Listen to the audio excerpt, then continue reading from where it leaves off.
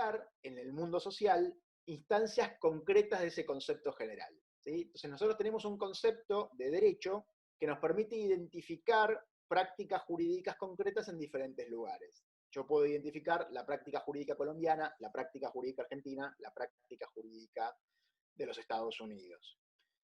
Y el punto es que esa tarea de identificación no es una tarea meramente clasificatoria, no es una tarea únicamente de identificar que la práctica jurídica colombiana tiene ciertos rasgos y a partir del hecho de que tenga ciertos rasgos yo la clasifico como práctica jurídica, sino que hay un elemento adicional que consiste en que ese momento de identificación está asociado a adscribirle un propósito al concepto. Es decir, los conceptos interpretativos se caracterizan porque no son meramente clasificatorios, no pretenden ser puramente descriptivos, sino que son conceptos que tienen una finalidad, un propósito. Por ejemplo, Dworkin propone que el propósito del derecho sea el de regular el ejercicio de la violencia por parte del Estado, el ejercicio de la coerción estatal. Podríamos imaginar otros propósitos, ¿sí? El punto, dice Dworkin, es que los conceptos interpretativos nosotros los utilizamos teniendo en vista un propósito determinado. No hay conceptos interpretativos que carezcan de propósito. Y entonces, cuando nosotros identificamos una práctica jurídica concreta, la práctica jurídica argentina, la práctica jurídica colombiana, en el momento de poner en funcionamiento el concepto interpretativo y de decir, este es el derecho en Colombia, este es el derecho en la Argentina o este es el derecho en Estados Unidos, vamos a incorporar también el propósito que tiene el concepto y al incorporar el propósito vamos a tratar de mostrar a esa práctica concreta, la colombiana, la argentina, la de los Estados Unidos, como el mejor ejemplo posible de la clase a la que pertenece. Es decir, hay un elemento evaluativo que hace que cuando finalmente mostremos el producto, cuando digamos esta es la práctica jurídica colombiana, vamos a mostrar ese producto como como el mejor elemento posible de la clase a la cual pertenece. Vamos a ver en momentos qué quiere decir esto, pero podemos pensarlo en términos que van más allá del derecho, ¿sí? Cuando nosotros hacemos interpretación literaria y sostenemos que cierto objeto en particular es, por ejemplo, una novela, mostramos a ese objeto en su mejor luz. Es decir, tratamos de mostrar por qué ese objeto cumple los propósitos que tienen las novelas, ¿sí? Cuando mostramos un objeto como una poesía, mostramos esa poesía en su mejor luz, es decir, tratamos de mostrar por qué ese objeto, esa poesía en particular, cumple con el propósito que persigue la poesía. Por ejemplo, generar un cierto goce estético a partir de organizar las palabras de determinada manera y que cuenten con cierta sonoridad y que transmitan determinado tipo de imágenes, etc. ¿Sí? Esto es lo que quiere decir contar con conceptos interpretativos. El contraste rápido, si quieren, es con conceptos que sean puramente descriptivos. Por ejemplo, el concepto de agua no es un concepto interpretativo. Cuando describimos al agua como H2O, sencillamente estamos tratando de describir en qué consiste el agua y no nos interesa mostrar al agua como la mejor sustancia química posible. En cambio, dice Dworkin, en el ámbito de lo social, los conceptos interpretativos tienen siempre este elemento de mostrar a un particular como el mejor posible de la clase a la cual pertenece.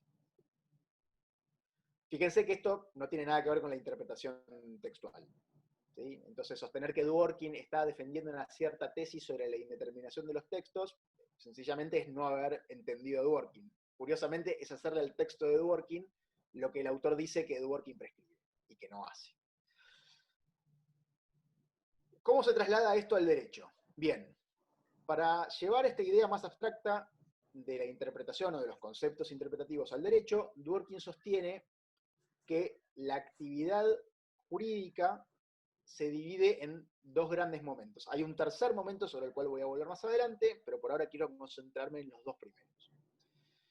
Recuerden, interpretar es mostrar a un objeto determinado como perteneciente a una clase y al hacerlo mostrar que es lo mejor posible, que cumple de la mejor manera posible con el propósito que esa clase o ese concepto persigue. Entonces, lo primero que hay que hacer en el ámbito del derecho y de la interpretación en general, según Dworkin, es identificar un objeto. A esto Dworkin lo denomina momento preinterpretativo. El nombre momento preinterpretativo es muy engañoso, y Dworkin reconoce que lo es, porque inclusive en el momento preinterpretativo hay una etapa de interpretación. Esto quiere decir, el propósito del concepto ya juega un rol en el momento de identificar al objeto de la interpretación. Pero el punto que Dworkin destaca es que en el momento preinterpretativo hay un amplio consenso entre los miembros de la comunidad jurídica. Hay una convención, que es una convención casi en sentido estricto. Todos estamos de acuerdo en que el texto de la Constitución colombiana de 1991 forma parte del derecho colombiano. Ahí hay un amplio consenso. Nadie va a negar que ese texto de esa Constitución forma parte del derecho en Colombia, y lo mismo pasa en Argentina. Nadie negaría que el texto de la Constitución argentina, formado en 1994, forma parte del derecho argentino. Entonces, lo que caracteriza el momento preinterpretativo no es la ausencia de interpretación, sino el hecho de que hay un amplio consenso con respecto a en qué consiste la interpretación en esa etapa. La segunda etapa se da cuando los miembros de la práctica jurídica tienen que indicar cuál es el propósito, tienen que hacer explícito el propósito de la interpretación, tienen que tratar de mostrar a ese texto de la Constitución de 1991 en Colombia, identificado en la etapa preinterpretativa, como cumpliendo de la mejor manera posible el propósito que persiga el derecho. Y por supuesto, lo que muy probablemente va a ocurrir es que aquí sí los participantes de la práctica tengamos desacuerdos, porque muy probablemente vamos a estar en desacuerdo con respecto a cuál es la mejor justificación de una constitución. Vamos a estar en desacuerdo con respecto a cuáles son los propósitos que persigue el derecho como institución social. Andrés Rosler, por ejemplo, piensa que el punto central del derecho es el de guiar conductas de manera clara y determinada, que haya autoridad, ¿sí? Eliminar las disputas políticas. No eliminar las disputas políticas en un sentido autoritario, sino ponerle fin, que no estemos todo el tiempo discutiendo sobre cuál es la mejor solución política para un problema. Otros, en cambio, piensan que el propósito del derecho es conseguir que nos regulemos por pautas morales, por pautas que coincidan con la justicia. Otros piensan, como Dworkin, que el derecho está pensado el propósito del derecho es regular el ejercicio de la coacción estatal, etc. Es decir, la diferencia de propósitos en materia de para qué tenemos la institución del derecho va a dar lugar a desacuerdos en el ámbito de la interpretación en sentido estricto. Pero el punto es, más allá de que acá tengamos desacuerdos, los desacuerdos se dan necesariamente, dirá Dworkin, precisamente porque necesariamente la actividad jurídica requiere que usemos conceptos interpretativos. Recuerden que uno de los objetivos de Laws Empire, del Imperio del Derecho, es precisamente tratar de explicar cómo aparecen los desacuerdos en el derecho, ¿sí? Entonces, dado que los desacuerdos en el derecho son permanentes, son un rasgo de la práctica jurídica, esta es la manera en la cual Dworkin explica el papel de los desacuerdos en el ámbito del derecho. Pero claro, cuando uno lo explica, comenzando por el mayor nivel de abstracción, el resultado es desolador, porque entonces parecería que cada miembro de la práctica jurídica elige el propósito del derecho que le gusta más, y a partir de ahí deriva o construye la solución jurídica que le gusta más para cierto caso, y entonces uno puede preguntarse si en definitiva esto no terminaría convirtiendo el derecho en pura política o en pura moral. Esta es la crítica de Andrés Rosler a Dworkin. De nuevo, mi respuesta es, eso es invertir el orden del razonamiento. ¿Por qué? Porque la etapa 1 del razonamiento según Dworkin es la etapa preinterpretativa. Es una etapa de ajuste. Es una etapa en la cual los miembros de la práctica jurídica no empezamos a pensar cuál es para nosotros en abstracto la mejor teoría posible sobre el derecho, sino que nosotros primero, en base a un amplio consenso entre los integrantes de esa comunidad jurídica, identificamos ciertos elementos y no nos podemos apartar de esos ciertos elementos. Yo en el trabajo que tengo escrito esto lo ilustro con un punto de la práctica jurídica argentina. Espero que no sea algo demasiado parroquial. Quizás en el derecho colombiano haya alguna dificultad similar.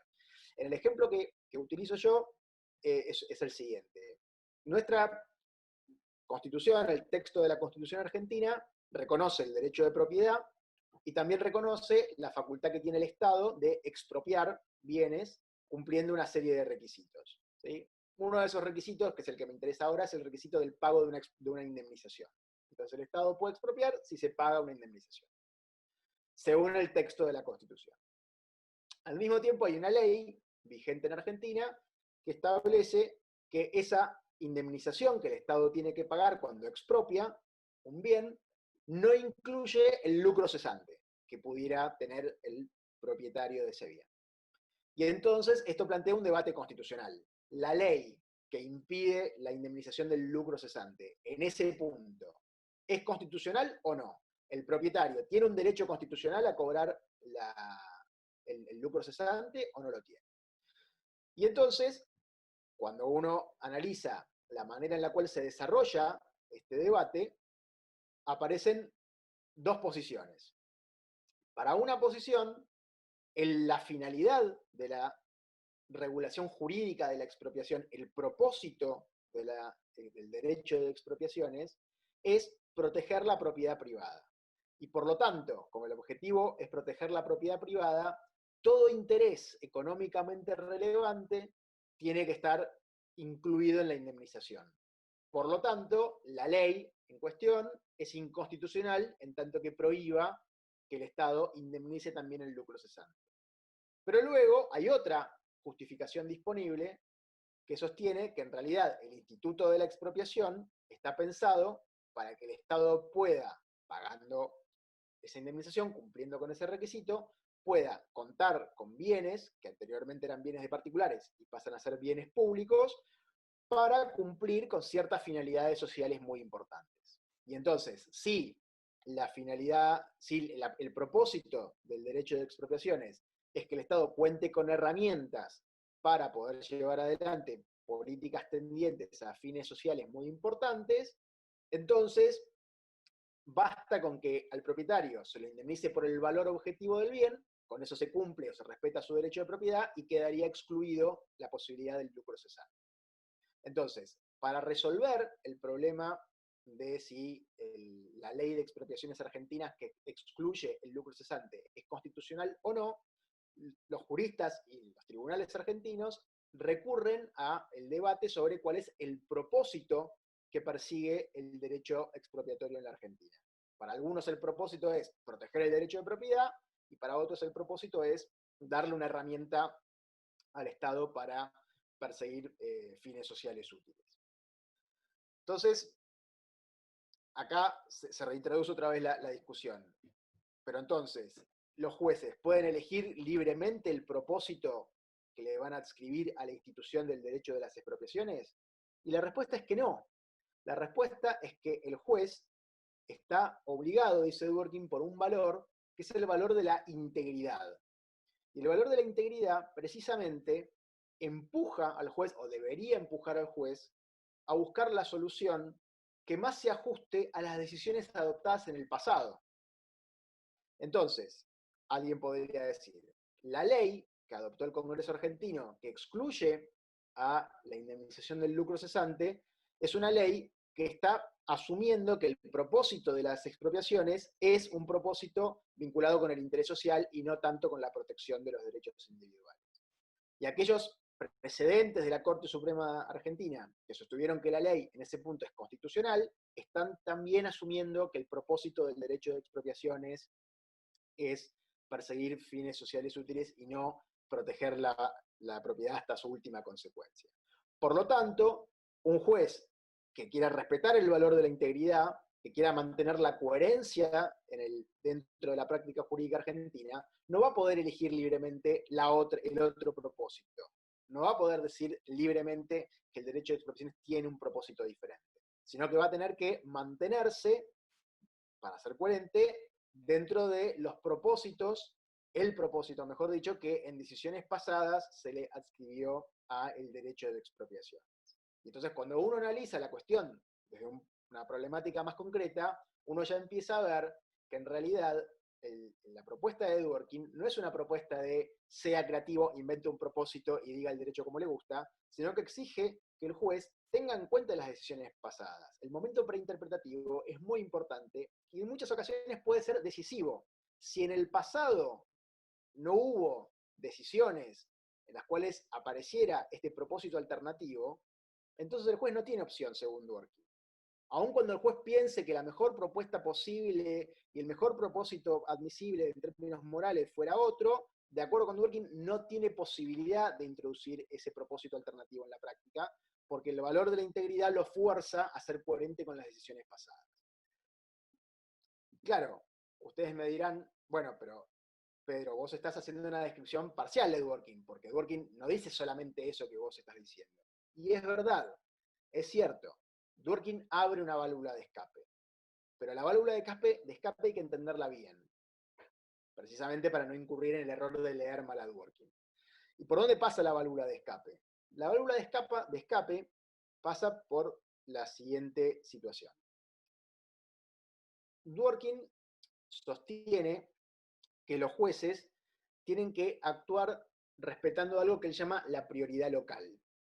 La prioridad local asume, y esto es una asunción que parecería razonable o sensata, asume que el derecho está dividido en disciplinas y subdisciplinas. Todos los abogados, cuando identificamos un caso, enseguida reconocemos a ese caso como un caso civil, comercial, penal, administrativo, etc. Y cada disciplina del derecho está orientada por principios particulares y cada subdisciplina tiene a su vez sus principios más específicos. Entonces, la prioridad local en Dworkin indica que los jueces tienen que manejarse con los principios y los propósitos que rigen a esa disciplina en particular, que los jueces tienen que evitar llevar adelante un ascenso argumentativo, buscar propósitos o principios más generales, ¿sí? Esto es lo que hace que si en principio en la Argentina todos los jueces en el pasado hubieran recurrido a una única justificación del derecho de expropiaciones, esto es lo que hace, esta prioridad local es la que hace que los jueces no puedan salir de ese ámbito. Ahora bien, Dworkin lo que sostiene es que la prioridad local tiene que seguirse en la medida que se cumplan dos requisitos. El primero es que existe una convención entre los miembros de la práctica de aceptar las distinciones disciplinares. Y el segundo es que tiene que haber alguna razón que justifique la distinción entre las prácticas. Entonces puede haber ocurrido que, perdón, entre las disciplinas. Entonces puede haber ocurrido que una distinción disciplinar se vuelva, pierda convencionalidad, que los miembros de la práctica dejen de reconocer a cierta subdisciplina como teniendo autonomía, o bien puede ocurrir que una parte de una disciplina los miembros de la práctica empiezan a reconocerla como una disciplina diferenciada. En el caso argentino, por ejemplo, eso pasó con el derecho laboral. El derecho laboral fue adquiriendo autonomía a lo largo del siglo XX del derecho comercial. Y también puede ocurrir que las razones que había para sostener la existencia separada de una disciplina no existan más, o que las razones que se daban, los principios que se daban para justificar que cierta disciplina esté integrada a otra, den lugar al reconocimiento de nuevas razones. ¿Sí? Hay una vinculación de nuevo entre estos dos elementos. Fíjense que esto respeta la idea de etapa preinterpretativa, existencia de convenciones, y etapa interpretativa, mostrar esas distinciones en su mejor, esas convenciones en su mejor luz. Entonces, si ocurre que estamos frente a un ámbito del derecho en el cual le dejamos de reconocer como comunidad, desaparece la convención que le reconoce autonomía a cierta disciplina, entonces el juez podría invocar un propósito diferente para justificar esa parte de la práctica. O si ocurriera que la comunidad jurídica empieza a considerar que es arbitrario mantener determinado tipo de distinción disciplinar, entonces el juez ahí tiene una razón para apartarse y por lo tanto para buscar un propósito diferente. Pero de nuevo, aquí otra vez entra a jugar el valor de la integridad. Cuando ocurre que estamos frente a un caso que pertenece a una categoría que ya no consideramos convencionalmente más como relevante.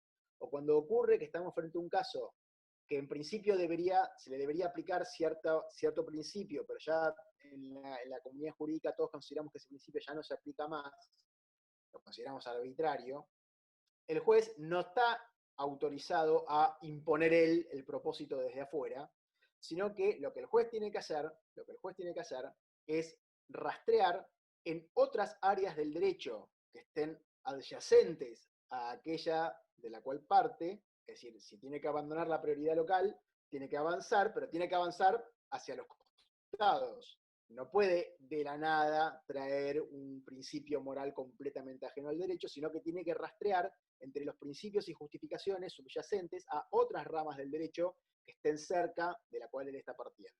Y entonces él ahí puede tratar, sí, de mostrar por qué ese caso debería regularse en base al propósito de lo que hasta ese momento consideramos otra disciplina jurídica diferente, pero que debería extenderse a este caso. En el ejemplo del derecho argentino que yo analizaba antes, la Corte Suprema tiene, en paralelo a su jurisprudencia sobre derecho de expropiaciones, tiene toda otra jurisprudencia sobre las indemnizaciones en general, no la indemnización expropiatoria, sino las indemnizaciones, por ejemplo, por accidentes de tránsito. Y ahí la Corte dice que existe un derecho constitucional a la reparación integral de los daños.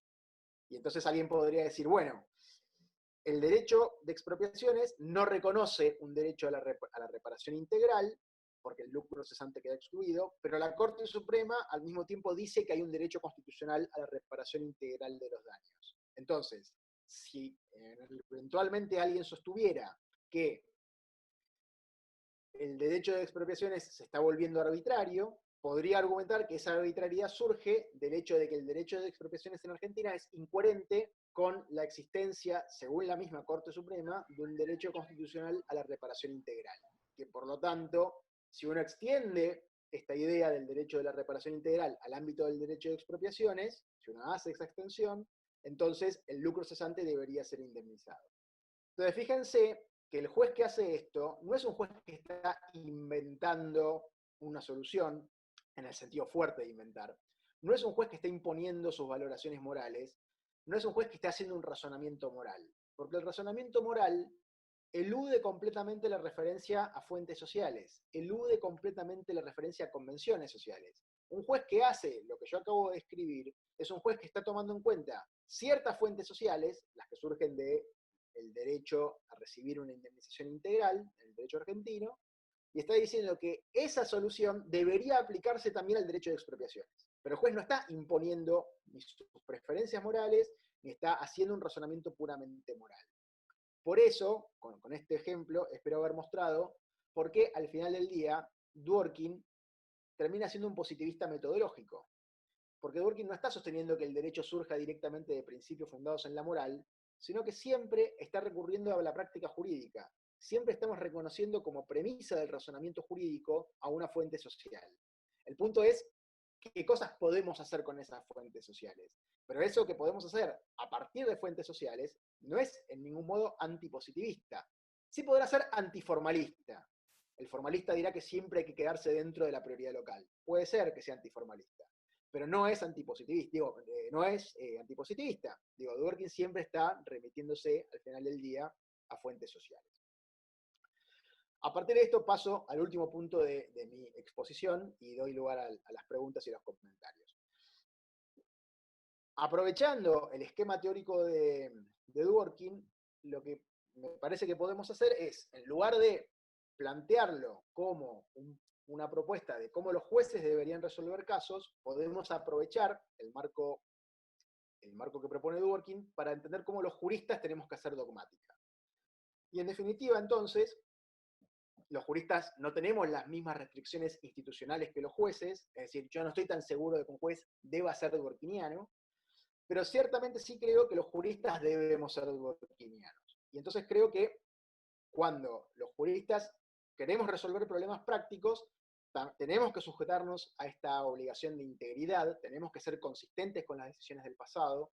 Cuando los juristas resolvemos problemas prácticos, tenemos que respetar la prioridad local, y entonces tenemos que empezar primero por los principios específicos que regulan una disciplina, y eventualmente, si tuviéramos buenas razones para pensar que la disciplina perdió valor convencional o que no hay una buena justificación detrás de los principios que regulan esa disciplina porque son arbitrarios, sí podemos empezar con la tarea de ver qué principios de disciplinas adyacentes podríamos llevar para la solución de ese problema práctico.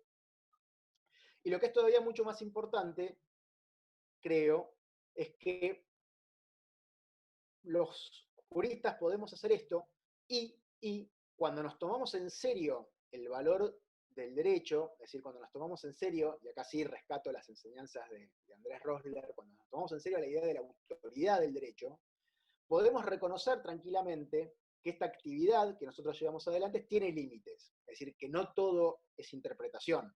Esto quiere decir, nosotros podríamos sostener que para ser coherente es necesario modificar la solución que el derecho le da a cierto tipo de problemas, pero de ahí no se sigue que tengamos que sostener que siempre esa solución tenga que ser interpretativa. Y acá es donde viene la conexión con el momento post-interpretativo de Dworkin. En algunos casos tendremos que reconocer que si el derecho quiere ser coherente, hay que cambiar el derecho, pero que esa solución necesariamente tiene que provenir de una modificación legislativa o constitucional.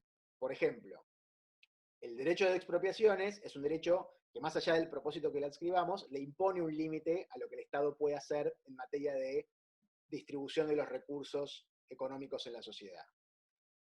Por lo tanto, si hubiera otras partes del derecho de un país que están muy vinculadas con el principio de justicia social, alguien podría pensar que el derecho de expropiaciones es un límite a la justicia social, y que por lo tanto es incoherente con principios de justicia social. De ahí que alguien podría decir que para ser coherente, el derecho de expropiaciones debería ser eliminado. Ahora, en el caso de la Argentina, y supongo que en Colombia pasará otro tanto, el derecho de expropiaciones está incluido en la Constitución. No podemos decir interpretativamente que no existe el derecho de expropiaciones. Sí podemos decir que para ser coherente, el derecho argentino o el colombiano debería eliminar el derecho de expropiaciones de su constitución a través de una reforma constitucional. Y entonces, ahí como juristas, estamos proponiendo un juicio técnico, estamos indicándole al legislador qué es lo que ese legislador debería hacer para mantener la coherencia dentro del sistema jurídico y dentro de la práctica jurídica. Estas son entonces las ideas centrales del trabajo. Les agradezco muchísimo su atención y quedo a disposición para preguntas o comentarios. Bueno, muchísimas gracias, doctor Pedro Caminos, por esta exposición tan interesante, tan centrada en Dworkin, que yo creo que corrige algunas lecturas exageradas. ¿No me escuchas? ¿No me escuchas nada? Nada. Oh. ¿Ahí ya me escuchas? Tampoco. ¿Alguien me escucha? Sí, yo te escucho. Sí, se escucha bien, se escucha bien. Ah, se escucha bien. Entonces, bueno, parece que el doctor Pedro no me escucha. Deme un segundo.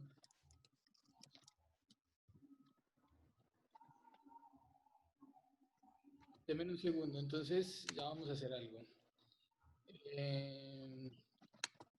Bueno, lo que estaba diciendo es que, lo que estaba diciendo es que, bueno, que muchas gracias al doctor Pedro Caminos por esta lectura tan centrada de Dworkin. A veces hay algunas lecturas exageradas o parciales de Dworkin, pues que nos invita a releer y a repensar Dworkin para seguir en este debate que nos plantea pues la teoría jurídica.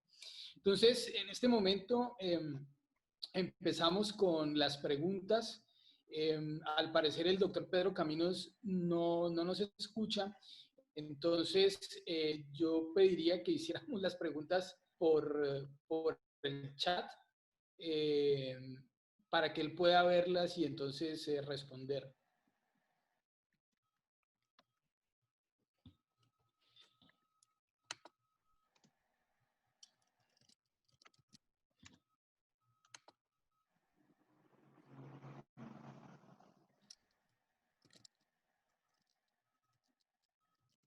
Si alguien tiene una pregunta, entonces este sería el momento. Buenas tardes. Las preguntas las realizaríamos por escrito mejor, entonces. Sí, porque Pedro no escucha, ¿cierto? No, el doctor Pedro no Yo, escucha. Algo yo, pasó con su audio. yo le acabé de Entonces, escribir por interno que le iban a hacer las preguntas a través del chat. sí, está muy bien. Ok. Entonces, por favor, Profesor Diego. hagamos las preguntas por el chat Perdón, para que... ¿ustedes me escuchan a mí? Sí, Sí, perfecto. Sí, te escuchamos.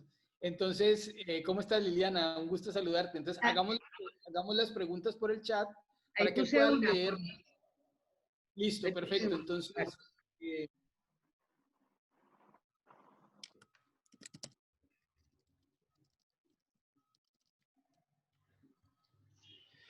Gracias, Diego. No sé qué pasó, la tecnología me supera. La primera pregunta que me hicieron es, se usa como recurso de comprensión denominar a los autores por versiones. ¿Sería este que expuso un Dworkin versión 3? Bueno, no estoy muy seguro de cuáles serían las versiones 1 y 2. Si hubiera que clasificar a Dworkin, yo creo que hay un Dworkin previo a Lost Empire y un Dworkin posterior a Lost Empire. Creo que sería un Dworkin 2. Y la pregunta es si las últimas obras de Dworkin marcarían un Dworkin 3. Yo creo que no. Yo creo que el proyecto de Dworkin a partir de 1986 se mantuvo constante. Pero bueno, eso es un problema más de clasificación. No creo que sea tan importante. Si tuviera que poner un número, dirías un Dworkin 2, pero bueno, habría que ver cuáles eran los dos primeros. Luego, me preguntan, ¿qué pienso o qué posición tengo acerca del intento de expropiación de Vicentín en Argentina? Es un tema muy interesante, me parece que escapa un poco al debate que estamos teniendo ahora, que es específicamente sobre los usos de Dworkin. Yo particularmente, en términos jurídicos, una expropiación está autorizada, el problema es que todavía no hubo una expropiación, estamos teniendo otra clase de problemas. En términos políticos, no soy demasiado amigo de las expropiaciones, pero bueno, eso es otro punto. Pablo Rodríguez Alto me pregunta, cuando explicás la variabilidad del juez entre respetar la integridad y la válvula de escape, ¿en qué se basaría esta última? ¿En la falta o debilidad del consenso de la comunidad jurídica? ¿El juez no forma parte de esa comunidad? Y si forma parte, ¿qué garantiza que se autolimite para no inventar la solución echando de mano a sus preferencias personales? Bueno, esa pregunta es una pregunta muy pertinente. Yo no tengo aquí una buena respuesta que dar con respecto a Dworkin, porque efectivamente Dworkin no se ha detenido a pensar en detalle sobre las dificultades institucionales de su propuesta para los jueces. De manera tal que, ¿qué impide que un juez invente algo de la nada? Nada, pero con ninguna teoría de la interpretación lo impide. Digo, las soluciones para este tipo de problemas son soluciones institucionales. Normalmente lo que impide que un juez haga lío es que se pueda apelar la sentencia. Por eso siempre va a haber un tribunal final contra el cual no hay apelación. Y entonces, ¿qué evita que ese tribunal de última instancia invente el derecho de cero? Nada lo impide, ¿no? Digamos, habría que buscar un mecanismo institucional para hacerlo. Juicio político, jurado de enjuiciamiento, ver la forma. Pero digo, esto no es un problema de Dworkin, esto es un problema en general con los jueces, que evita que los jueces tomen decisiones equivocadas. Y bueno, que hay mecanismos institucionales para dejar sin efecto la decisión equivocada. Obviamente Dworkin no tiene una respuesta para esto, porque Dworkin no se concentra en los problemas institucionales. Y por eso a mí no me interesa pensar una teoría de la decisión judicial con Dworkin, me interesa sí pensar que Dworkin puede servirnos para llevar adelante la actividad de la dogmática jurídica. Néstor Méndez, antes de Néstor, Sandra Marcela Cuero pregunta, la división de la actividad jurídica de Dworkin, ¿podría repetirla, por favor? No me quedó claro. Bueno, si la cuestión es, en cuanto a la interpretación en sí misma, Dworkin distingue dos etapas. La primera etapa es la etapa de la que Dworkin llama preinterpretativa o del ajuste, en la cual un juez, en el caso de Dworkin, tiene que identificar ciertos materiales como parte del derecho de un país determinado. Y acá el punto central es que se trata de una cuestión en la cual hay un amplio consenso. Todos estamos de acuerdo en que la Constitución colombiana de 1991 es parte del derecho colombiano. La segunda etapa es la etapa que Dworkin llama de interpretación en sentido estricto, o también se la llama también la etapa de la justificación, o la etapa de la mejor luz, en la cual los miembros de práctica lo que hacen es mostrar a esos elementos identificados en la etapa preinterpretativa, mostrar cómo se justifican en base a ciertos principios subyacentes a la práctica, cómo satisfacen ese propósito que tiene la práctica. Y ese sería el segundo momento en la interpretación.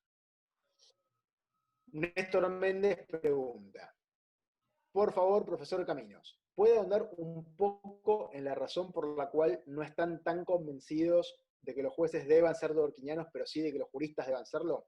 No logro ver fundamento para esa distinción, si se parte de la base de que hablamos los juristas como dogmáticos, y en ese sentido con los mismos límites del juez. Es que me parece que aquí está el punto. Los juristas no estamos sujetos a los mismos límites que los jueces, por varios motivos. El principal es de ubicación institucional. El juez forma parte de una estructura institucional, burocrática, donde hay jueces de primera instancia, jueces de segunda instancia y tribunales supremos, donde los jueces que están más arriba en la escala jerárquica pueden revocar las decisiones de los tribunales inferiores. Los jueces tienen límites muchas veces derivados del proceso.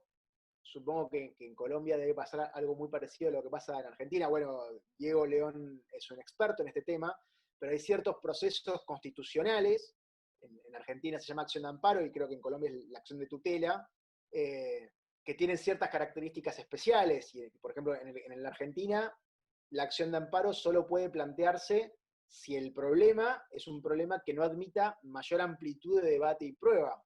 Y entonces, por más que una parte plantee que una norma es inconstitucional a través del amparo, si para demostrar la inconstitucionalidad necesita producir más prueba, el amparo no es la vía idónea. Y por lo tanto el juez no puede, en el marco de ese proceso, decir que la norma es inconstitucional. En cambio, yo como jurista puedo sentarme y escribir que es inconstitucional. No estoy sujeto a esa restricción basada en las características del proceso. Entonces, no es exactamente así. Las formas de razonamiento son muy parecidas, todos, pero los jueces están sujetos a restricciones que los dogmáticos no. El dogmático, yo estoy acá sentado en mi casa, y me siento y escribo un artículo y lo mando a publicar. Y si paso el referato, me lo publican. En cambio, el juez tiene que tener en cuenta plazos, tiene que tener en cuenta las características del proceso, tiene que tener en cuenta la prueba que se produjo en el expediente, tiene que tener en cuenta la decisión de los tribunales superiores, tiene que tener en cuenta más cosas. Y sobre todo, un juez, en principio, jamás podría, bueno, esto ya quedó muy pasado de moda lo que voy a decir, porque ahora existen las sentencias exhortativas, pero cuando yo era joven y no existían las sentencias exhortativas, quedaba muy mal que un juez le recomendara al legislador qué legislación tenía que adoptar. Entonces, si uno no está muy de acuerdo con las sentencias exhortativas, uno piensa que los jueces no están para recomendar legislación, entonces el jurista sí puede recomendar legislación, hace tarea lege ferenda, como se decía antes, y en cambio el juez no. ¿En qué sentido se puede entender que Dworkin como un constructivista de interpretación? Bueno, esta pregunta es de Diego León Gómez. Acá, por supuesto, depende de qué entendamos por constructivismo. Desde un punto de vista literal, Dworkin literalmente dice que su propuesta es de interpretación constructiva. O sea, él llama a su propuesta de interpretación como interpretación constructiva. Creo que es constructiva en el sentido de que Dworkin admite que el intérprete algo está poniendo en el objeto que crea. Es decir, es el intérprete el que determina cuál es el propósito que tiene la práctica a la cual pertenece. El punto es que esa decisión del intérprete no es completamente discrecional, ¿no? Este es un poco el punto. Es decir, que haya una decisión, o mejor dicho, que siempre haya una decisión del intérprete a la hora de interpretar, no significa o no equivale a que esa decisión sea siempre discrecional. Me parece que la restricción en el caso de Dworkin viene por el valor de la integridad. Y el valor de la integridad es importante porque es el que permite identificar un objeto de la interpretación. Si yo no tuviera el valor de la integridad, no tendría por qué remitirme a la etapa preinterpretativa, no tendría por qué rastrear el consenso dentro de la práctica interpretativa. Entonces, el valor de la integridad me sirve a mí como intérprete para identificar un objeto, y me sirve a mí para luego decidir cuál es el propósito que mi práctica, la práctica a la cual yo pertenezco, persigue. El punto, si querés, es que con el paso, con el tiempo, puede ser que cambiemos nuestra visión sobre el propósito de la práctica. Pero el cambio tiene que ser colectivo. Comenzará por ahí con una persona aislada, un profesor muy prestigioso que va convenciendo a sus discípulos, esos discípulos irán llegando al Poder Judicial, irán siendo jueces y en sus sentencias irán plasmando las enseñanzas de ese profesor que comparten eso, y por ahí dentro de 60, 70 años, todos pensamos el derecho de una manera distinta. Y entonces ahí es como se ve el elemento constructivo. Lo que sería absurdo, y Dworkin creo que no admitiría, es que venga un juez y diga, voy a empezar todo de cero. Siempre estamos escribiendo el capítulo del medio de la novela en cadena. Nunca estamos escribiendo el primer capítulo, me parece. Diría Dworkin, ¿no?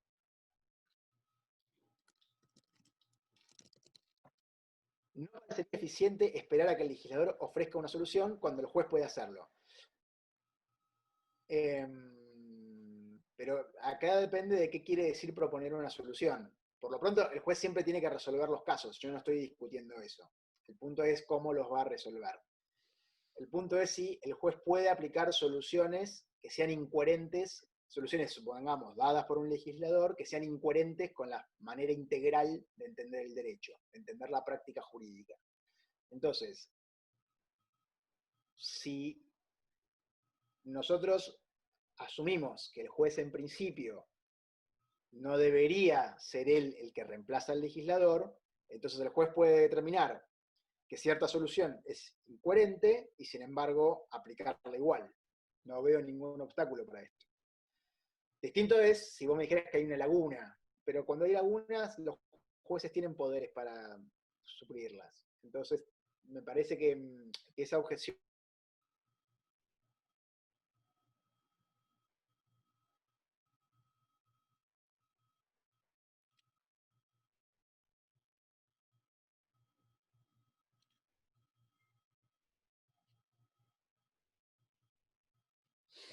Bueno, creo que tenemos un problema de conexión. Ahí volví a escuchar, ahí te escucho. ¿Ya escuchaste otra vez? Sí. Ah, ok, perfecto. Así como cuando estos genios que le han pegado un golpe en la cabeza y ahí vuelve a funcionar. Sí, tal cual. Por ahí le pegué un golpe al... Sí. Qué bueno que retomamos. Era un poco esquizofrénico esto. Sí. Bueno, continuamos. Ya que volvió el audio, yo invitaría a las personas que han hecho sus preguntas de manera escrita a que las hagan de manera verbal para que sea mucho más dinámico este espacio. Perfecto. Sí. Estamos con la pregunta sobre justicia para erizos. No sé si la persona que la hizo quiere hacerla entonces en voz. Sí, la pregunta de justicia para erizos la hizo el doctor James Coral, que es el director de nuestro doctorado en Derecho, que ahorita estará dando un mensaje para todos. Doctor James, lo escuchamos. ¿Qué más, Diego? ¿Cómo está? Muy bien, doctor James. Buenas, doctor Pedro, ¿cómo está? ¿Qué tal? No, simplemente, digámoslo así, tenía dos preguntas. Una es, digámoslo así, en el último libro, Justicia para Erizos, Dworkin hace comienza a tocar temas, digámoslo así, en lo político, en lo ético, digámoslo así, porque él establece, digámoslo así, con esta frase de equíloco que dice como el erizo sabe, el zorro sabe muchas cosas, el erizo sabe solo una. Y digámoslo así, y ve el derecho dentro de toda esta estructura comprensiva. La pregunta iba dirigida a cómo, digámoslo así, entender esta estructura comprensiva para un juez de menor categoría, digámoslo así, que no tiene opciones sino de aferrarse a la norma. Correcto. Bueno, es una pregunta muy, muy interesante. En Justicia para Erizos, Dworkin efectivamente explica que los conceptos, él en Justicia para Erizos a lo que en Lost Empire había llamado conceptos interpretativos, ya lo llama directamente conceptos políticos. Y él sostiene que los conceptos políticos están en relación unos con otros, integran una red de conceptos, que es a la que vos aludías, y me parece interesante que él ahí, de alguna manera, lo que muestra es que estos conceptos van desde lo más abstracto y permiten, desde lo más abstracto, la elaboración de concepciones, que también es una idea que desde el principio en Dworkin, la distinción concepto-concepción, permiten elaborar concepciones para resolver problemas bien concretos y específicos. Y que en definitiva, las concepciones lo que hacen es mostrar la manera en la cual uno articula los conceptos más abstractos. Y el punto interesante de Justicia para Erizos es que en ese libro Dworkin sostiene que uno de los conceptos políticos que es muy importante para el derecho es el concepto de legalidad. Y entonces el concepto de legalidad precisamente es el que empuja a ser coherente con decisiones pasadas, es el que empuja a los jueces a tratar de ser deferentes al legislador, a tratar de no suplantar la decisión legislativa. Y por lo tanto, Dworkin lo que termina sosteniendo en Justicia para Erizos es la teoría que yo defendí en Lost Empire es una teoría que deja abierta la puerta para articular los conceptos políticos de muchas maneras distintas, para elaborar muchas concepciones. Una de esas concepciones posibles es una concepción que le dé un lugar muy importante al valor de la legalidad. Al valor, si querés, en vez de hablar de legalidad, podríamos hablar de Estado de Derecho. Predictibilidad, seguridad jurídica, los valores tradicionales asociados al Estado de Derecho. Por lo tanto, alguien podría sostener que en una práctica jurídica el valor legalidad es el más importante.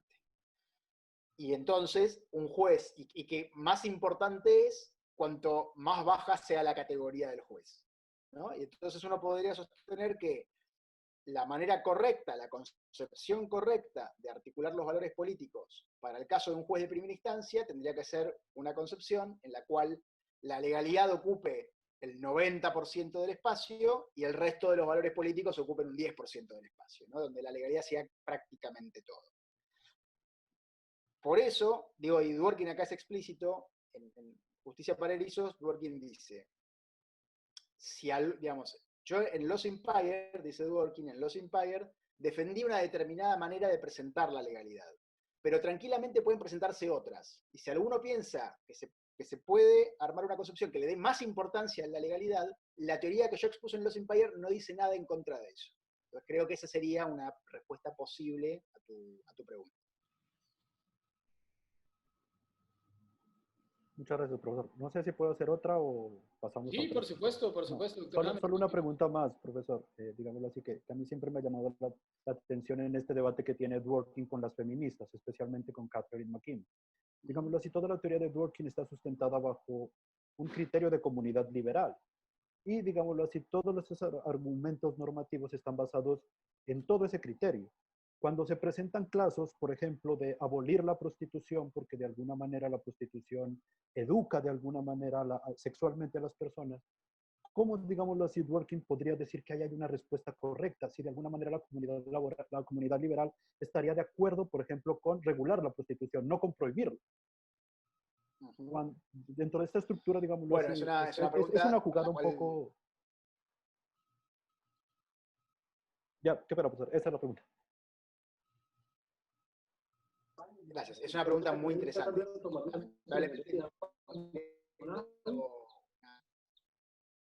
Una buena respuesta a eso. Tengo una intuición. Mi intuición es que... voy primero con lo que no es una intuición. Cuando Dworkin habla de la comunidad liberal, está sosteniendo que el derecho de los Estados Unidos está basado sobre principios liberales. Es decir, él no está diciendo que el derecho sea necesariamente liberal, sino que él está diciendo que el derecho de los Estados Unidos está construido sobre principios liberales y somos una comunidad liberal. La manera correcta de entendernos como comunidad es entendernos como una comunidad liberal. Con lo cual, ahí la pregunta es por la compatibilidad entre determinado tipo de decisiones que en principio son decisiones que nos parecen no liberales, y esos principios que son constitutivos de la comunidad liberal. Bueno, de nuevo, no tengo una buena respuesta, yo no soy experto en feminismo. A mí se me ocurren dos alternativas, quizá tres. La primera sería la de sostener, por ejemplo, una concepción del derecho que articule los conceptos de cierta manera de garantizar la deferencia de los jueces frente a las decisiones políticas. Y entonces, si hubiera una decisión política de prohibir la prostitución, por ejemplo, entonces los jueces deberían mostrarse deferentes frente a esa decisión, aun cuando la decisión pueda tener cierta inconsistencia o incoherencia con los otros principios liberales. La segunda alternativa sería la de, que creo que sería una alternativa más genuinamente feminista, sería la de pensar si de verdad el prohibicionismo es necesario e incompatible con principios liberales. Digo, el liberalismo no es que está en contra de toda forma de prohibición de actividades, podría aceptarla. Entonces, si uno pudiese argumentar que permitir la prostitución genera las condiciones para la explotación ilegal, para la trata de mujeres, o para toda una serie de cuestiones que son sumamente problemáticas, y que por lo tanto la prohibición es un instrumento adecuado para evitar ese estado de cosas, entonces uno puede pensar que hay razones liberales para defender la prohibición. Razones instrumentales, pero razones al fin. Y la tercera sería la de admitir que, bueno, que a veces el derecho incorpora razones o principios incompatibles con otros principios, y esa es la manera en la cual se va produciendo el cambio de largo plazo que decíamos antes, ¿no? Digamos, de repente habrá más profesores feministas, habrá cada vez más jueces feministas, y por ahí dentro de 60, 70 años dejamos de pensar el derecho en términos liberales y lo empezamos a pensar en términos más posmodernos, o bueno, como quiera que califiquemos el feminismo. Pero digo, estas son las tres opciones que se me ocurren. ¿Cuál es la de Dworkin? No sé, digamos. Me parece que en cierto punto las tres podrían ser las de Dworkin, porque su teoría es lo bastante abstracta como para permitirnos defender las tres. La que él defendería a nivel personal probablemente sería la del medio, creo, pero la segunda, pero no sé. Gracias, profesor. No, nada. Bueno, creo que este tema de Dworkin ha generado, como siempre, muchas cuestiones. Doctor Pedro, damos paso para unas 2 o 3 preguntas más. ¿Cómo estás? Sí, perfecto. Ah, perfecto. Entonces, ya que contamos con esta generosidad del doctor Pedro, bueno, quien quiera hacer su pregunta, por favor, hágalo de manera verbal, porque ya esto de la lectura nos estaba llevando a la esquizofrenia. Sí. Buenas tardes. Sí. ¿Quién? Sí, buenas tardes. Mi Sí, nombre es Carl Villalobos. Yo soy de Costa Rica. Ah, qué bien, de Yo soy Costa Rica. sí. Bueno, bienvenido a la Universidad Santiago de Cali, de manera virtual. Claro, un placer. Y no, el tema de Dworkin realmente es un tema bastante de actualidad, y el tratamiento que le dio aquí el profesor don Pedro realmente ha sido bastante claro y muy conciso, ¿no? Porque normalmente a veces el tema se hace muy árido, pero realmente el aterrizaje que le dio el profesor ha sido bastante bueno. Yo sí quería hacer una pregunta, porque me parece que dentro del enfoque que se le daba a Dworkin, pareciera que hay un cierto aire de conservadurismo en el sentido del juez a la hora de interpretar la norma. Como que se tiende entonces dentro de ese mundo positivista, dentro del cual se debe mover el juez, a cercenarse un poco la capacidad del juez para crear soluciones jurídicas, en el tanto que la solución que vaya a dar el juez a una realidad social, pues va a estar muy limitado. Vamos a ver, como que estamos negando un cierto capacidad de hermenéutica evolucionista o progresista para poder tocar ciertos temas sociales sensibles, como el que vimos anteriormente del tema del feminismo. No sé hasta qué punto un juez realmente tiene que mirar hacia atrás dentro de los principios o precedentes que puede haber dentro del esquema judicial o legislativo, o de los principios generales que pueden haber en el pasado, para poder dotar de una solución para un caso concreto. Me parece que un juez también tiene que poder ver hacia adelante, es decir, ver que hay una evolución del derecho y tiene que tener esa capacidad creadora para poder satisfacer necesidades sociales, más ahora en estos tiempos que hay tanto elementos de conflicto, feminismo, tema de los matrimonios igualitarios, que son temas que han revolucionado y que realmente han puesto en jaque, digamos, soluciones que tradicionalmente pues no las aceptaban, o al menos habían ciertas lagunas morales como para dar una respuesta a esas inquietudes sociales. Y en este sentido, sí me parece que, digamos, no podemos esperar a que el juez dé una solución a nivel de diseño legislativo a las respuestas de la sociedad. Me parece que el juez tiene que ir adelante y pues dentro de su capacidad de solución, pues acoger ciertos valores sociales o morales que son de actualidad para resolver problemas que tal vez en el pasado no fueron precisamente bien definidos dentro de esos principios que Working habla, de volver hacia atrás para ver esos principios. Sería mi pregunta. Gracias. Muy bien, No, Carlos. nada. Muchas gracias por tu intervención. Mirá, a ver. Yo creo que mi presentación de Dworkin enfatiza los elementos conservadores, como decís vos, de la teoría de Dworkin, básicamente para mostrar que Dworkin no es el destructor del derecho al que se hace referencia en debates contemporáneos. ¿No? Digamos que Dworkin no es que esté invitándonos a que los jueces hagan lo que se les ocurra, a que los jueces impongan sus valoraciones morales. Entonces, sí, quizás en mi exposición yo sobreenfatizo esos puntos. De nuevo, porque en Argentina el debate lo estamos teniendo básicamente con Andrés Rosler, y Andrés defiende la idea de que Dworkin es el destructor del derecho.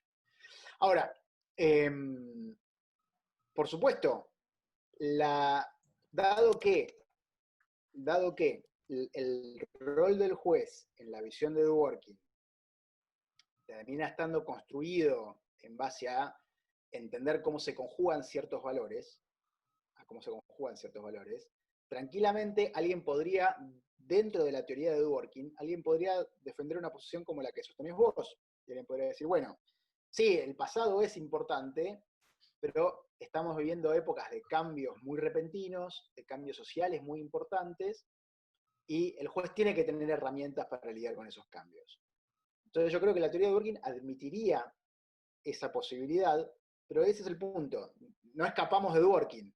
Este es lo que quiero señalar. Es una teoría que alguien podría decir que esto es un defecto. Una teoría que permite todo, al final del día es una mala teoría. Pero el punto es, buena o mala, lo cierto es que da esta plasticidad. Entonces, alguien podría decir, bueno, el juez tiene que tener cierto margen para dar cuenta de estos cambios sociales importantes, vertiginosos, rápidos. Pero el punto, lo que no hay que olvidar, es que hay una práctica que precede al juez. Si el juez puede hacer eso, si el juez puede apartarse de la práctica, es porque hay una práctica previamente. Lo que no podemos hacer nunca, creo, si somos dworkinianos, es olvidar que existe esa práctica previa y que el juez pertenece a la práctica en la cual él puede contribuir a una modificación de una parte. Y este es el otro punto importante, que hay una práctica y que aun cuando el juez lleva adelante una modificación de la práctica, siempre es una modificación de una parte de la práctica. Inclusive en Estados Unidos, los fallos revolucionarios, como por ejemplo Brown versus Board of Education, el fallo de la desegregación racial en las escuelas, lo que hizo en realidad fue modificar una parte del derecho de los Estados Unidos. Una parte sin duda fundamental, de importancia política mayúscula, pero no modificó todo el derecho de los Estados Unidos. Y lo hizo basándose en una interpretación de la Constitución de los Estados Unidos. No es que dijo, no, miren, vamos a tirar la Constitución a la basura. A partir de ahora no hay más 3 poderes del gobierno federal, sino que hay uno solo, que soy yo, el judicial, y yo digo que el principio de justicia es que hay que eliminar la segregación racial. No. Lo que hizo fue partir de una interpretación del texto, mostrar que eso no era incompatible con decisiones pasadas, mostrar que la intención que persiguieron los creadores de la enmienda 14 de los Estados Unidos iba en esa dirección. Es decir, nos puede gustar o no la decisión, nos puede parecer peor fundamentada, pero esa decisión, que fue un cambio, ciertamente, en la práctica jurídica de los Estados Unidos, fue un cambio de una parte de la práctica jurídica. Entonces, me parece que el dworkiniano no tiene por qué rechazar necesariamente el cambio judicial del derecho, pero sí tiene que hacerse cargo de que hay un pasado y de que el cambio es de una parte de ese pasado y no de todo el pasado. Si estamos en ese punto, creo que podemos estar de acuerdo vos y yo. Muchas gracias, doctor Pedro. Vamos con dos preguntas finales. Había otras dos preguntas por ahí en el chat. Les pediría, por favor, que las hicieran verbalmente. Sí, sí, señor. Daniel, adelante. ¿Sí me escuchan bien? Sí. Sí. Sí, bueno, doctor Pedro, cuando usted inicia la ponencia, yo pensaba, quizás desde la filosofía, cierta compatibilidad remozada o agiornada desde Working y todos quienes probablemente lleguen a adversarlo. ¿Sí se me escucha? Sí, sí. Ah, bueno.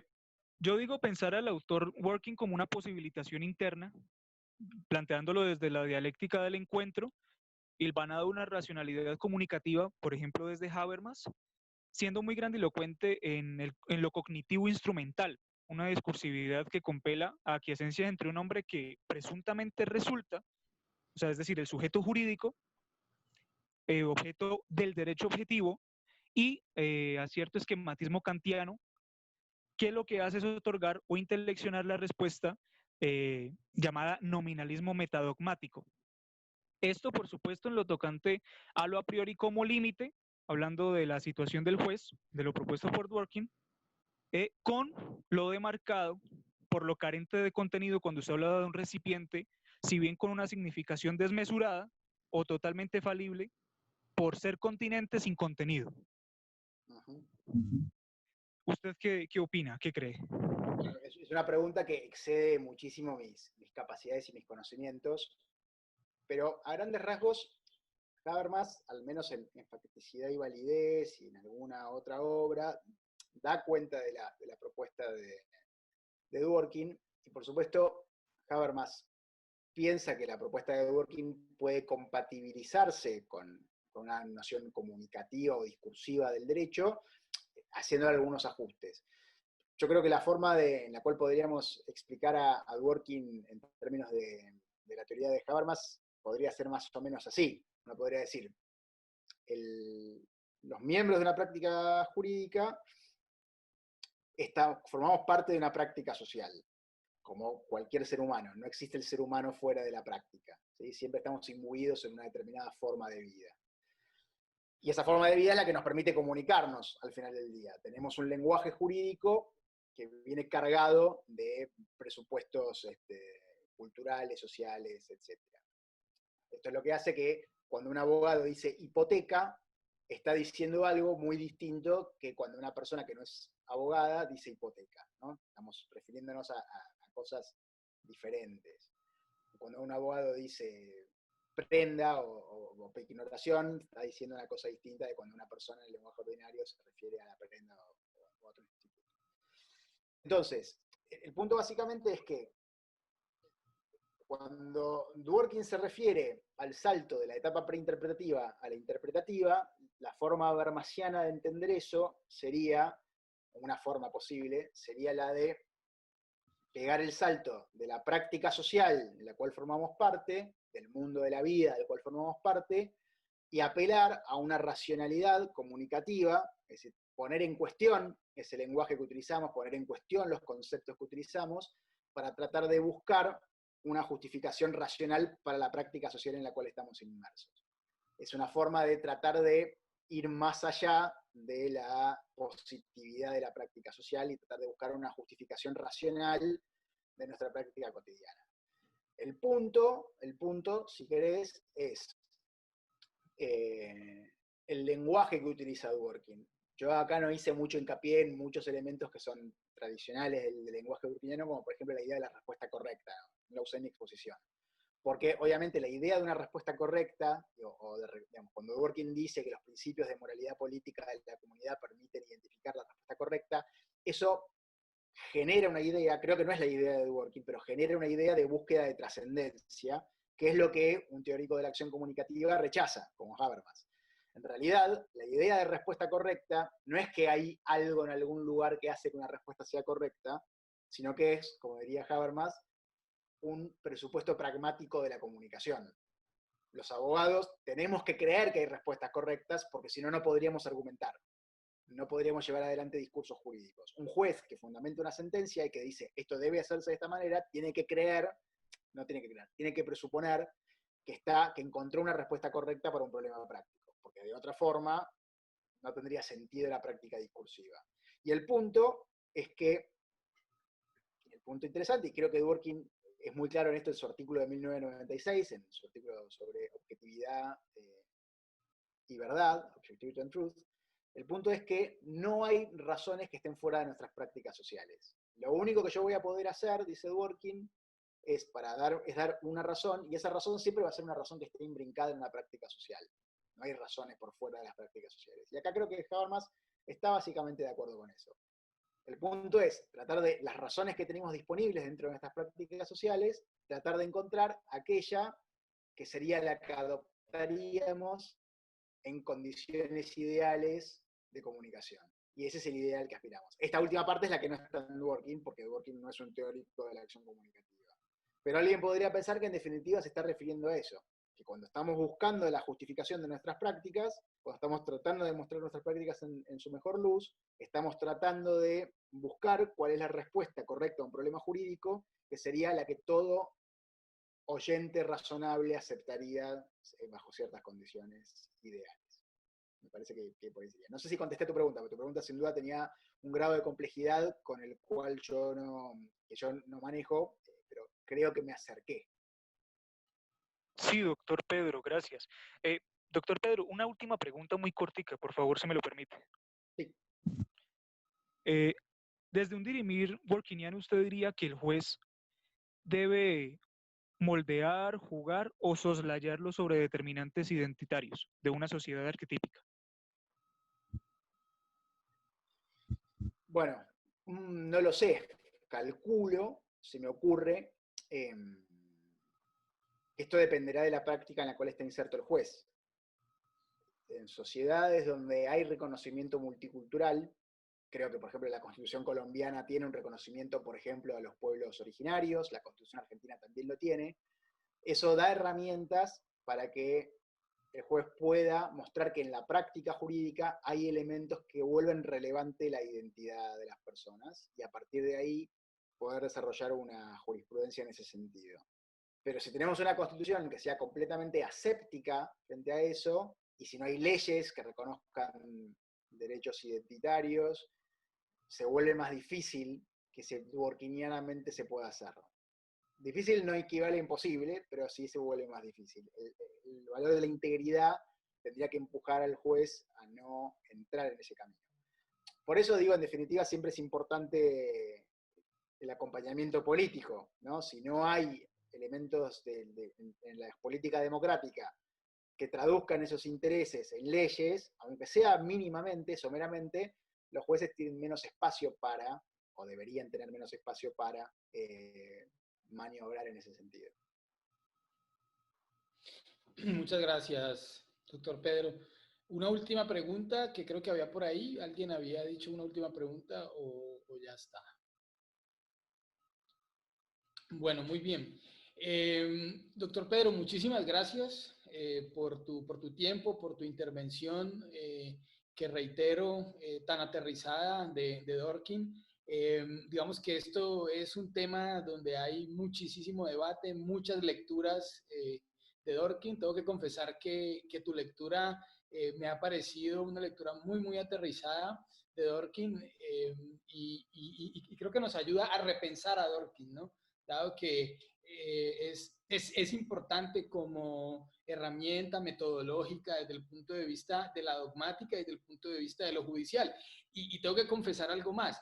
En el Dworkin, en mi lectura de Dworkin, no tenía yo a un Dworkin aportando a la dogmática. Siempre veía al Dworkin aportando a la decisión judicial y a la función judicial, pero no veía al Dworkin construyendo, digamos, modelos de ciencia jurídica o contribuyendo, digamos, a la construcción de modelos de ciencia jurídica y de dogmática jurídica, como bien lo haría el doctor Álvaro Núñez Vaquero, que ya nos acompañará la semana siguiente.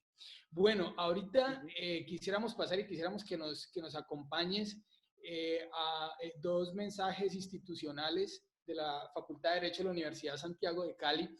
Nos acompaña el doctor James Coral, que es el director de nuestro doctorado, y la doctora Mayra Alejandra Ramírez, que es la coordinadora de nuestra especialización en Derechos Humanos y Derecho Internacional Humanitario, y quieren aprovechar este espacio de diálogo con esta distinguida audiencia para dejar un mensaje institucional.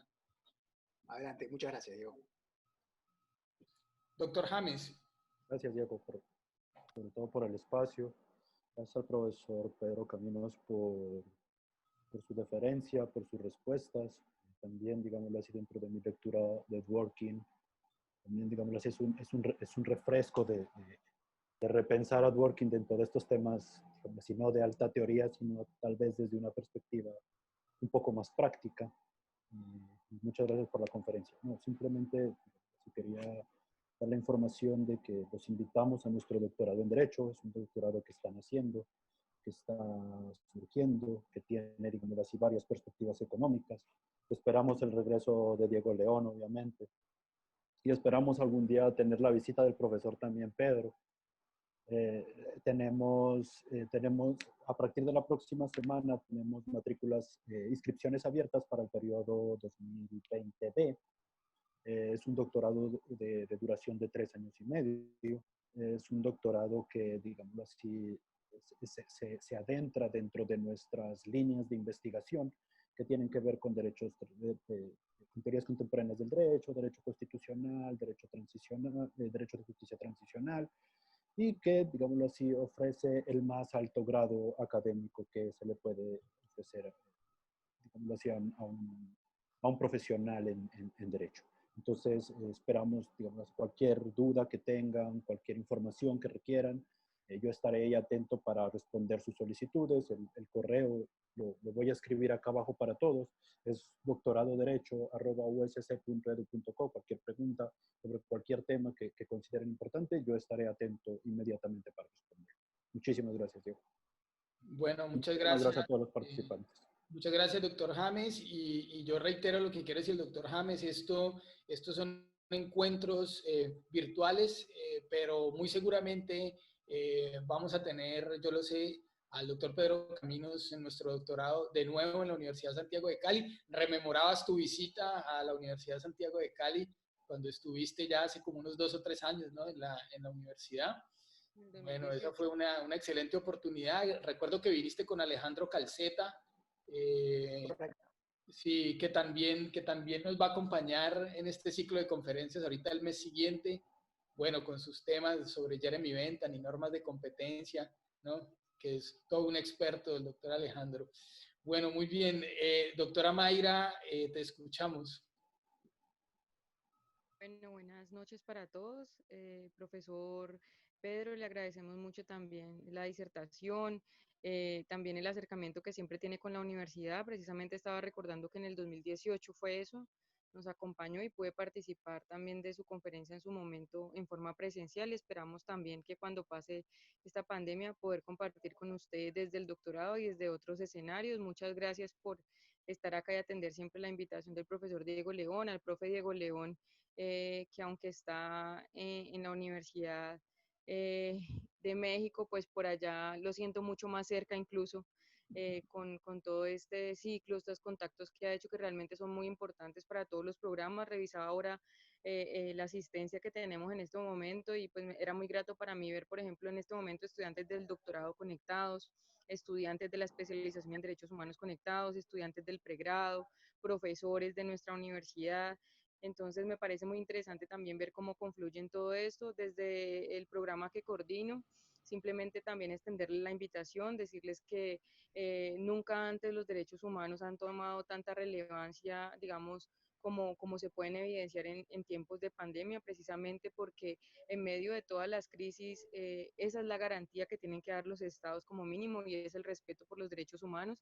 Entonces nuestro programa invita precisamente a eso, a reflexionar sobre esos nuevos debates que se están dando en el marco de los derechos humanos. Hacemos, digamos, hay un énfasis desde el punto de vista internacional en los mecanismos de protección, pero también tomamos el caso colombiano porque es un ejemplo muy interesante de la convergencia del conflicto armado, pero también de los derechos humanos, y hay líneas muy delgadas entre cuáles normas aplicamos, las de derechos humanos o las de derecho internacional humanitario, todas al tiempo. El programa es presencial, está abierto a diferentes perfiles, no necesariamente tienen que ser abogados, y esto precisamente entrega una riqueza interdisciplinar mucho más grande en el programa. Otras bondades que tiene es que algunas materias pueden ser homologadas también con la especialización en Derecho Constitucional y con el programa de maestría en Derecho, énfasis en Derechos Humanos y Justicia Transicional. Los que nunca han tenido la posibilidad de estudiar en nuestra universidad, créanme que una vez ingresen, siempre van a querer volver, porque las características de nuestros programas en particular, pues reflejan esas necesidades locales, regionales y nacionales, y creo que este programa responde a esas necesidades. Nos vamos a seguir viendo en otras conferencias organizadas con el profesor Diego, pero también otras organizadas entre compañeros de otros programas. Entonces la idea es que yo miro que casi en varias conferencias coinciden los mismos asistentes y eso me gusta. Hay un llamado, digamos, de la comunidad en general de reflexionar sobre estos temas, y me parece relevante que ustedes también puedan acompañarnos, incluso también nuestros profesores que están aquí conectados, algunos de ellos como profesores también de nuestros programas. Entonces agradecerles a todos los asistentes, si ya están estudiando nuestros programas, pues que, digamos, difundan este mensaje de que tenemos varios programas abiertos. El doctorado y la especialización son solamente 2 de ellos, pero tenemos una oferta posgradual muy interesante que seguramente les interesará. Y nuevamente extenderles la invitación y agradecerles este tiempo, este espacio, y seguimos disfrutando pues de todo este ciclo de conferencias que se están organizando a través del profesor Diego. Nuevamente, profesor Diego, muchas gracias, y pues está la invitación abierta y bienvenidos todos a la Universidad Santiago de Cali, así sea de forma virtual, como lo dijo el profesor Diego Leo. Muchas gracias. Bueno, muchas gracias, doctora Mayra. Estimado doctor Pedro, regálanos unas últimas consideraciones y vamos cerrando ya este espacio que ha sido muy enriquecedor y muy interesante. Bueno, Diego, de nuevo, muchísimas gracias por la invitación y muchísimas gracias que hicieron uso de la palabra. Fue un enorme placer. Solamente tengo para decir que cuando podamos retomar los viajes, sepan que en Buenos Aires tienen un amigo, aunque más no sea para mostrarles un poco la ciudad, y eventualmente si están interesados en la Universidad de Buenos Aires y en su Facultad de Derecho, para orientarlos en lo que puedan necesitar. Y fue un enorme placer. Espero que podamos seguir manteniendo el contacto, y de nuevo, muchísimas gracias por su atención y por su tiempo. Bueno, doctor Pedro, muchas gracias a ti. En nombre de la Facultad de Derecho de la Universidad Santiago de Cali, esta es tu casa, siempre eres bienvenido. Muchas gracias por compartir tus conocimientos con nosotros, tu tiempo. Esperamos vernos pronto cuando ya toda esta situación cese y caminar, ya sea por Corrientes, que me lleves por ahí a las librerías esas interesantes que me has dicho. Okay. Perfecto. Bueno. Perfecto. Y sí, bienvenido siempre a la Universidad Santiago de Cali, mi estimado doctor Pedro Caminos, y muchas gracias a todos los asistentes, a quienes intervinieron y vienen asistiendo a este ciclo de conferencias. Vamos a seguir, esto es algo que la comunidad académica tiene que saber. La Universidad Santiago de Cali, en sus ejes misionales, docencia, investigación y extensión, estará vigente a pesar de lo que estamos viviendo. Vamos entre todos, con nuestra fuerza, a seguir construyendo conocimiento desde nuestra emblemática Facultad de Derecho de la Universidad Santiago de Cali. Muchas gracias, doctor Pedro. Chao, muchas gracias. Muchas gracias a todos. Nos despedimos. Hasta una próxima oportunidad.